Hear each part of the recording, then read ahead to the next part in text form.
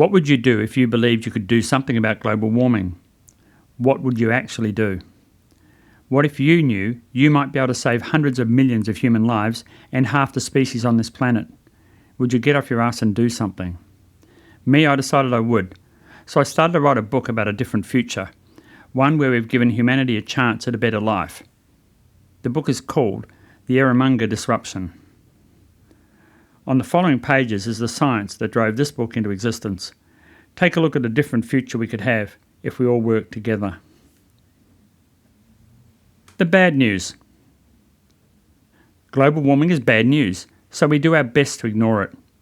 What we really need to do is shift the discussion from us against them to working together, what can we do right now to turn this around? How can we dramatically reduce atmospheric CO2, counter the effects of global sea rise, and combat global atmospheric warming? Here's an idea that could point the conversation in the right direction. What's the problem? Climate change is not one problem, it's several, and we really need to try and solve as many of these problems as we can. One big problem is that we are now regularly above 400 parts per million of atmospheric CO2. In just 150 years, we've gone from 280 parts per million to over 400 parts per million today. The last time we had over 400 parts per million of carbon dioxide in our atmosphere was 3 million years ago, when the Earth was covered in active volcanoes. Driving electric cars and switching to solar power is simply not going to be enough. We need to be proactive and in a big way. Another problem is our oceans are heating up. Just like water on a stove, as the Earth's oceans warm, they expand. And they are already beginning to expand all over our coastal cities. Fortifying coastal cities and building dikes around coastlines is an idea that will work, just not for very long. We need to absorb this expansion and reduce the heat in a safe and controlled way. We need to challenge ourselves to find new solutions. Despite what the deniers might say, the vast majority of scientists agree. 80 National Academies of Science endorse the scientific consensus on climate change. We are causing this. Our future as climate scientists see it. The problem with this is, public perception of scientific consensus has been found to be a gateway belief, affecting other climate beliefs and attitudes, including policy support. All of these science organisations agree most of the global warming in recent decades can be attributed to human activities. However, they are opposed by over 100 groups funded and supported by the energy sector. Since 1997, the Koch brothers, oil, gas and coal, have spent over $100 million directly funding 84 groups, all denying climate change science. Peabody Energy, America's biggest coal mining company, funded more than 20 other groups, all disseminating man-made climate change denial information and opposing environment regulations that might impact their profits. These privately funded groups collectively are the heart and soul of climate denial. The fact is, just 100 oil, coal and gas companies are linked to 71% of all emissions since 1988. Climate change deniers are definitely right about two things. The world has been warm before, and the seas have been much higher than they are today. The difference is that then we didn't have billions of people living in vast coastal cities. To survive climate change, our cities have to be relocated and the coastlines cleansed to ensure that the rising seas don't drag all our cities' poisonous toxins back out into our coastal fisheries and kill them. So they, and we, can survive. If we don't do this, and very soon, in our grandchildren's lifetimes, scenes like Fukushima and New Orleans will become the new normal, with our coastal oceans turning black and dying from toxic poisons all over the planet. Instead of blaming each other and doing more studies on how bad this is going to get, why don't we proactively manage this flooding and try and bring the opposing voices on board with climate change? It's going to happen anyway, why not control it?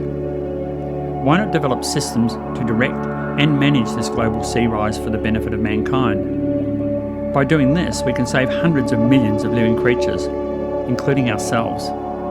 At the same time, we can provide new jobs, new healthy food, help our oceans recover from the damage we've caused, and provide sources of new energy as well. Here's one example of what could be done. Why not go back to the future? Today, Australia is mostly arid, but it wasn't always like this. Around 60 million years ago, the Australian outback was filled by a vibrant inland sea called Eromanga. Eromanga covered 1.2 million square kilometres of Central Australia. Back then, Australia was a lush tropical place. The Eromanga Sea was inhabited by millions of amazing sea creatures, and all around its coasts lived a diverse range of plants and animals. The fossils of many of these sea creatures can still be found today. They are the gemstones known as opal. If Australians can survive droughts, bushfires, heatwaves and violent storms, it's almost certain they will see Australia flood again, creating a new Eromanga Sea. This will happen because with our oceans overheating and expanding, all that water has to go somewhere. And because Australia's red centre is 16 metres below sea level at its lowest point, once the oceans rise, they will rush over the coast just like they did millions of years ago, and a new Arimonga Sea will be formed. Next problem. Around 75% of the air that we breathe comes from the ocean's creatures and plants. Only 25% comes from land plants and forests. Overall, our seas are a huge source of our wealth. The gross domestic product, GDP, of our oceans makes them the 7th largest economy in the world. We are killing them with toxins, and it's about to get worse. Most of our planet's CO2 conversion and oxygen production occurs due to the phytoplankton, sea plants and abundant sea life living in our shallow coastal waters called the neritic zones.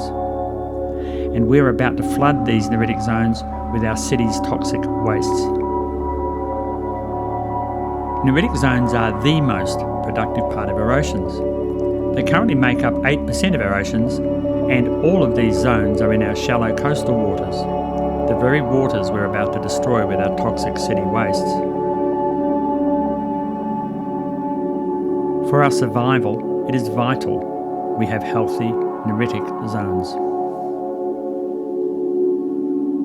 Stage 1 of the plan calls for the construction of a 15 metre deep, 500 metre wide canal, 220 kilometres in length, all the way from the coast of Port Augusta to Lake Frome. Stage 2 is a similar canal from the Gulf of Carpentaria.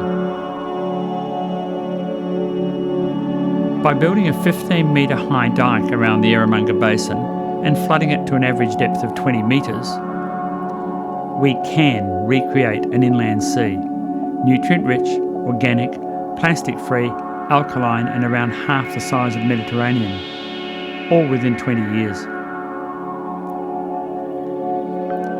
A new Arimonga Sea could create 1.2 million square kilometres of pristine neritic zone, providing new coastlines for homes, industries and vast new food resources, all of it safe from flooding, acidification and plastic waste contamination. Eromanga itself could absorb around 9 million tonnes of CO2 per annum, with a sequestration value of around 210 million US dollars. 170 million of that comes from the phytoplankton alone. The surrounding wetlands, forests and farms will absorb significantly more. Due to variable biological factors such as iron availability and temperature gradients affecting solubility of CO2, these figures are variable. However, they should all be considered to be conservative. A significant advantage of doing this is the global evaporation and transpiration system will transport water back up into the atmosphere on an ongoing basis. We don't just fill Eromanga up once, we keep filling it. Evaporations from seas, lakes and rivers provide roughly 90% of the moisture in our atmosphere. Plants deliver the other 10%. A conservative estimate of evaporation from Eromanga region of 1.2 metres per year would allow for an ongoing reduction of sea level across the Pacific Ocean of 0.5 centimetres per annum. Why flood the red centre? Central Australia has a huge asset for growing phytoplankton. Over millions of years of weathering, Central Australia's soils have become very thick and full of iron oxides. Essentially, Central Australia is red because it's rusty. These soils are high in iron, but low in the nutrients and organic matter needed for growing terrestrial plants. For growing phytoplankton, however, they are ideal. Soils filled with iron, lots of iron. Planting mangroves can support these neritic zones by providing homes for billions of juvenile fish and crustaceans. Plus, mangroves act as buffers to dissipate wind and wave energy and reduce tidal surge, so they will help secure Eromanga's coastlines in place. Mangroves also store up to 10 times more carbon than terrestrial forests. Currently, sea level rise is changing where mangroves can grow. They can only live in a tidal zone, needing both wet and dry time. Too little and they dry out, and too much they drown. In Eromanga, mangroves will be in a stable sea with regular tides and be able to flourish. Mangroves also have properties important to the synthesis of medicines for cancer, plus antimicrobial agents for cholera, fevers, malaria, diarrhoea, even cholesterol levels. For the protection of native wildlife and plants, it is vital a 100-kilometre wide organic exclusion zone is put in place. By restricting the types of housing industries permitted in the region, we can protect the integrity of Arimonga's waters and guarantee long-term sustainability. So, how do we do it? Well, it's complex and simple and basic and grand all at once. The technologies all exist, the reasons are clear, the funding is obtainable, we just need the will and some inspiration. First, we need to build 3 large canals over a 20-year time span and pump filtered, cooled ocean water into Eromanga as fast as we can. The canals would operate on a closed energy system, lined with heat exchangers to extract heat energy for power generation, desalination plants to collect and store salt for molten salt energy storage, impellers to keep the canals flowing, and plastic extractors to keep them pollution-free. Most of the energy needs for this can be met by combining molten salt energy storage with large solar arrays to utilise the power of the sun. Towering solar arrays can heat salt into a molten liquid state. From here it can be pumped and stored in large vats and used to drive turbines for power generation. Salt has the amazing ability to store high levels of heat and be recycled over and over. Plus, salt can be pumped as a liquid when it's molten. Salt can be used in this way for recycling energy almost indefinitely. The salt lakes of Central Australia are an extraordinary resource for energy storage capacity. Overnight, heat stored in molten salt is used to create steam, driving turbines to generate electricity, powering the Arimonga pumping and filtering systems, as well as many of Australia's cities. Additionally, solar paving on roadways lining canal embankments, when combined with molten salt storage units, can deliver supplementary power for pumping and desalination, and also meet regional energy needs. Alternately, Australia is estimated to have 25% of the world's reserves of thorium. 4th generation thorium molten salt reactors operate at much lower pressures than uranium reactors, with inbuilt shutdown systems. Many scientists consider them fail-proof. All the region's energy needs could be met with just 3 thorium molten salt reactors. Thorium is cheaper, more abundant, easier to handle, and much safer than uranium used in today's reactors. Why thorium? Thorium fuel rods remain in the reactor about 3 times as long as conventional nuclear fuel, cutting the volume of spent nuclear fuel by as much as 2/3. Overall, 90% less radioactive waste is produced by volume. Thus, nuclear waste disposal for a 1 gigawatt thorium power plant would cost an estimated $1 million per year or less of operation.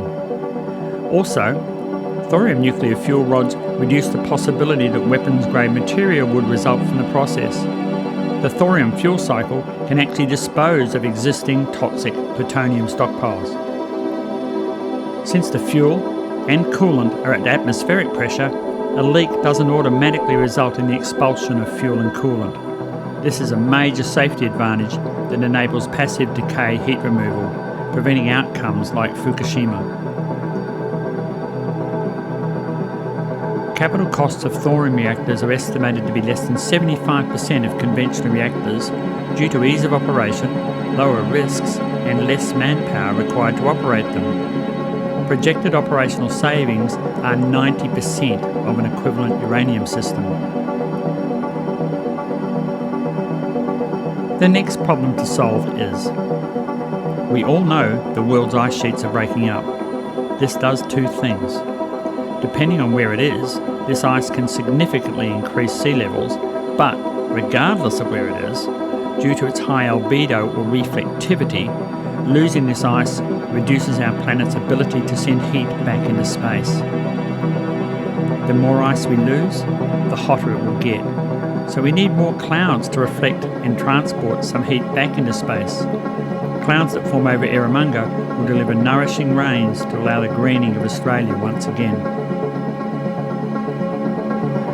23% of absorbed solar energy is carried into clouds as latent heat in water vapour. From there, this heat travels into the upper atmosphere to be radiated back into space. This clouding effect will accelerate the greening of Central Australia, promoting forest and plant growth to uptake even more CO2, generate more oxygen, and contribute to a lower albedo in the upper atmosphere above Central Australia. Just like rainforests, phytoplankton give off tiny organic oil particles into the atmosphere that seed the formation of clouds. High in the atmosphere, water droplets gather around these oil particulates, form into clouds and eventually fall as rain, in this case delivering water to the dry Australian continent. The potential benefit to the Indigenous populations from participating in or managing of the farming, licensing, harvesting, sales or leasing of aquaculture and coastal land and farming rights are extraordinary. The potential to deliver healthy growth, independence and a strong position in Australia's future for Indigenous Australians is both timely and unrivalled in history. By custom designing our own organic sea, we can decide who the apex predator species is. It might be kingfish, turtles, seals, dolphin or sharks. We need to create the best possible environment so we and they can thrive. Why algae? Algal biomass's 3 main components are carbohydrates, proteins and lipids. Once the lipids have been extracted for biodiesel, leftover carbohydrates can be converted into sugars. Depending on the strain of algae, these sugars can be either simple or complex, some of which can be then used for ethanol production. It is possible to produce both biodiesel and ethanol from algal byproduct. Comparison of average oil yields from oil seeds and algae. This table presents indicative oil yields from various oil seeds and algae. There can be significant variations in yield even within individual crops, locations, varieties and grades of the plant, and from different strains of algae. The data presented here is indicative. However, there is a dramatic order of magnitude difference between oil yields of algae when compared with other oilseed sources such as oil palm, corn and rapeseed. Yields are in litres per hectare per year.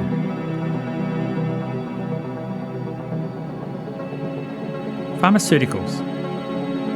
The pharmaceutical applications for phytoplankton or marine microalgae are hugely underutilised. Algae offer complete new families of antibiotics and are abundant in compounds referred to as nucleotides, cellular energy units that act as biological batteries to recharge cells. Marine phytoplanktons are 5 times smaller than red blood vessels, so they're easy for your body to absorb and use, and readily assimilated upon ingestion. Phytoplankton are a rich source of omega-3s, a proven anti-inflammatory, and phytoplankton has more omega-3s by weight than any other food source. Phytoplankton also contains beta-carotene, which helps to protect your corneas, is effective for improving vision, plus chromium, which regulates blood sugar and helps insulin move glucose. It also helps your body to metabolize carbohydrates and fats. Phytoplanktons offer complete new generations of safer, greener plastics, using the natural polymers in algal seaweeds to produce biodegradable, biocompostable plastic alternatives that can be reused as soil fertilizers. Different species of phytoplankton deliver a significant variance in oil volumes as well as biochemical properties.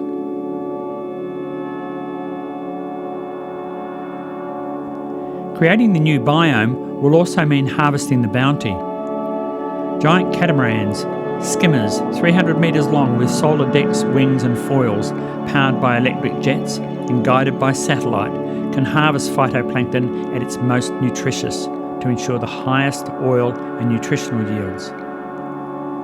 We also have the technology to develop specialist fishers and weed trimming skimmers that can harvest fish and the vast kelp forests, delivering nutrition-rich bounty of food, pharmaceuticals, oils and feedstock for ethanol and animals on farms outside the exclusion zone.